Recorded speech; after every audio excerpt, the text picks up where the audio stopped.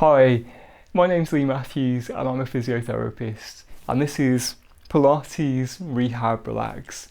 So don't forget to click the like button and subscribe for all of my latest Pilates videos, physio rehab exercise videos and relaxation sessions. Today I'm going to guide you through 5 gentle Pilates exercises that you can do in 4-point kneeling. So that's basically a crawling position. I'm going to do them on an exercise mat. You might do them on a rug or a carpet. If you're not sure about getting on off of the floor, then please be safe and maybe just try them on your bed.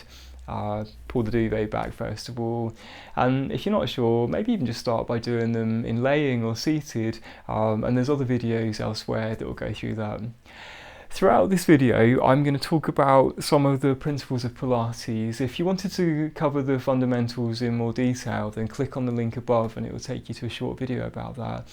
We talk about breathing, we talk about engaging the core. Sometimes though, even if you just started by looking at the movement and copy that, and then slowly build on those other things as you get more used to things, as you get more comfortable with doing them. So we'll get into a good start position. So what I'm looking for is for my hands to be directly underneath my shoulders. I want my knees to be directly underneath my hips. And what I'd be looking for is that my back's nice and straight there. So if I arch one way and the other way, what I'm looking for is that nice mid position where hopefully it's nice and straight, and it's a position where you could balance a tray of drinks there. So it's a nice flat back position that I'm looking for. So the first exercise we're going to do is engaging those core muscles that we sometimes talk about. And how we're going to go about that, let's just let our belly go completely saggy towards the floor. So my back stays straight, but I let my tummy hang out. And what I'm now going to do is engage those tummy muscles and draw my belly button up towards the ceiling. So I draw my tummy in and I hold 1, 2, 3, 4, 5. And then relax again and let your tummy hang down. So we relax to gravity and then we engage that muscle and lift that tummy button up towards the ceiling. And then relax. And that corset of muscle, the bit that we're most interested in, is the bit between the belly button down towards the pubic bone there. It's a corset of muscle that's really important for supporting our back, and sometimes it can get weak because of various things like low back pain, things like when we're just less mobile, those muscles can go on holiday and relax. But the good thing is that by practicing exercises like this, it can improve that muscle's strength and endurance. And there you go, pulling that tummy muscle in, hold, and then relax again. So you work at your own pace. I'm holding it in for about 5 seconds each time, and I'm probably looking about 60% effort. So you're not squeezing as hard as you possibly can there.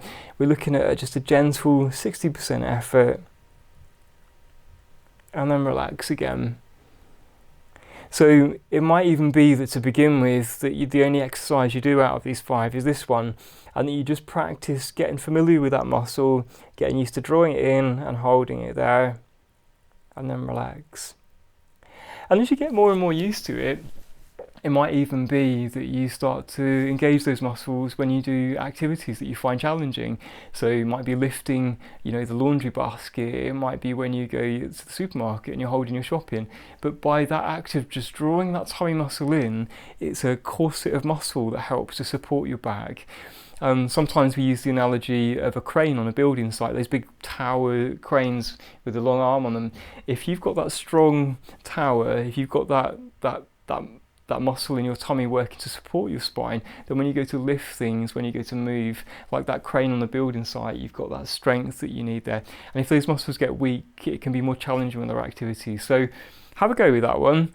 And the great thing is that you can do that whatever position you're in, whether you're driving the car, whether you're sat there on the telephone. Just practice engaging that muscle and it will get stronger over time.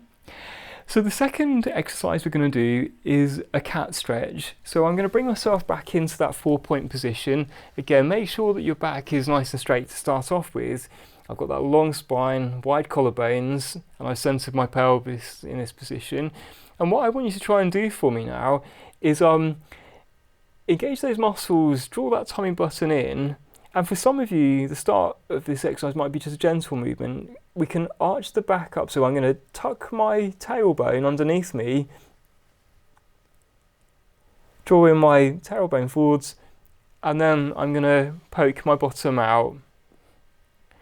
So for some of you, that movement might be quite small to begin with. If you've got quite a stiff back, if you've got tight muscles here, you might not have that much movement that you can do for this, and that's fine.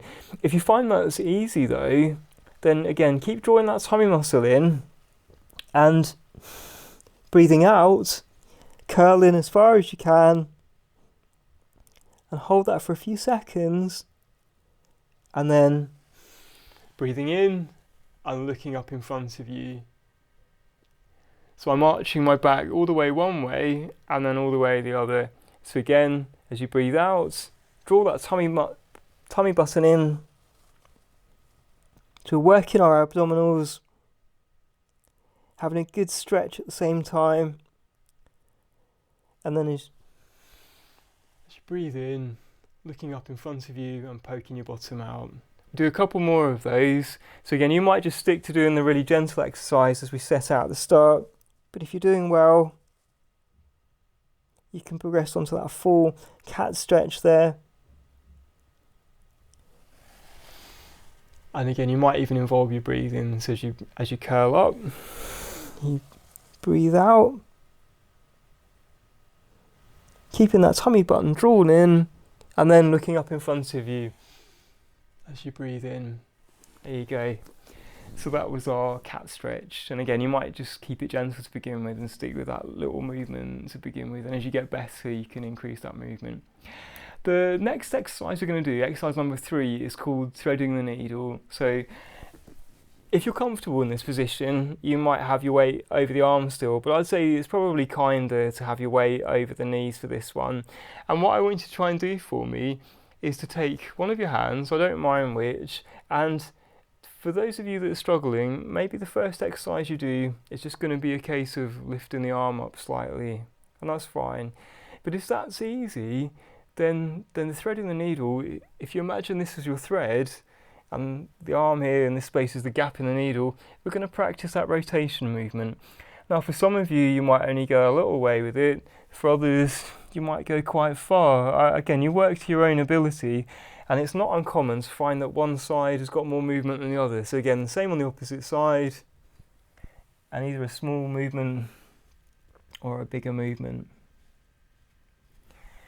And again, we can still engage our tummy muscles as we do this. So again, drawing the tummy in and round to one side, and we'll keep on going there. So I'm going to aim to try and do about 5 on each side with this. And again. And it might just be you do 1 or 2 of them to begin with, and just stop and wait for me to do the next exercise. So the harder version would be with the hands, with our weight more over the shoulders. And the easier version is having the weight back over those heels. I think there's 1 more to each side, and then we're done with this one.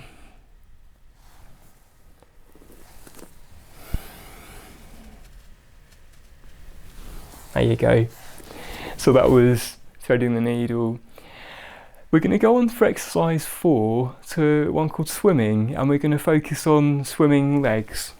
So again, into our start position. Now again, find that nice flat position, like you've got that tray of drinks balanced on you. And what we're going to do, the easier version of this exercise, draw that tummy in, so engage that core. And what we're now going to do with this exercise is, as we keep that core engaged, I'm going to slide my leg out and away from me and try and straighten that knee there. So my toes are on the floor still with this easier version of this. I hold that position for a few seconds, and then back down again. And then the same on the opposite side. So again, we'll focus on the easier variation to begin with. So don't spill any of that tray of drinks on your back as you're doing this. My toes stay on the floor, try and straighten my knee and back down again. So you might just stick with that version of it to begin with.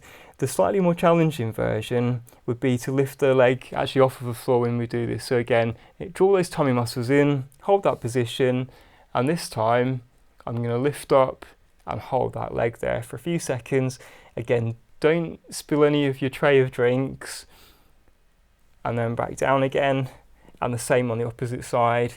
So here we go. And back down. So with Pilates, we draw that tummy in, we keep our pelvis centered, and if you do the movement with an outward breath, you find you get just a little bit more recruitment of the tummy muscles as well. So again, there we go. So either stick with the easier version, or if you're happy, you can do the slightly more challenging version there.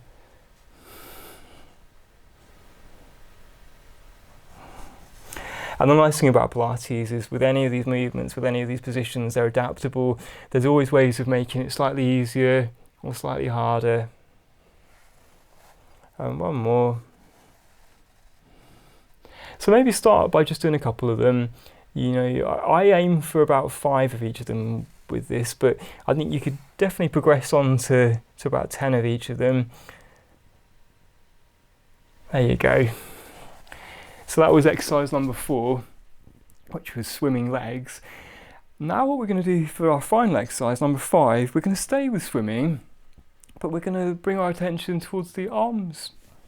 So again, you can have your weight over towards the heels of this one if you want to make it easier.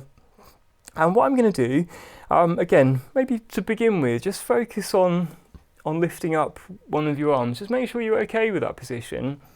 So with swimming, what I'm looking for with the arm position is to bring my arm up in front of me, but I'm going to adapt this exercise slightly, and what I'd like you to try and do for me is to reach over and away to the opposite side, and in doing so it's a really nice stretch of the whole of our side, and then back to the start position and the same to the opposite side. So lift up your hand and again start to move that arm out and away from you, opening up the whole of your side, and then back to the start position. So again, 5 on each side, so that's our first repetition. And don't forget to draw that core muscle in as you hold that position, and then the same to the opposite side. So again, it's very common for people to find that one side is tighter than the other. And again, draw that tummy muscle in, over to one side, and then back over to the other side. That's good. So there you go. That was your 5 gentle Pilates exercises in 4-point kneeling. How did it go? How did you find it? If you found it was a bit uncomfortable for the position, but you're still needing to get these muscles stronger, maybe try it in laying or seated to begin with. If you found it was easy, again, you could build up the repetitions, you could adapt the position slightly so you've got more of a challenge there. So thanks for watching, I hope you enjoyed it, and see you soon.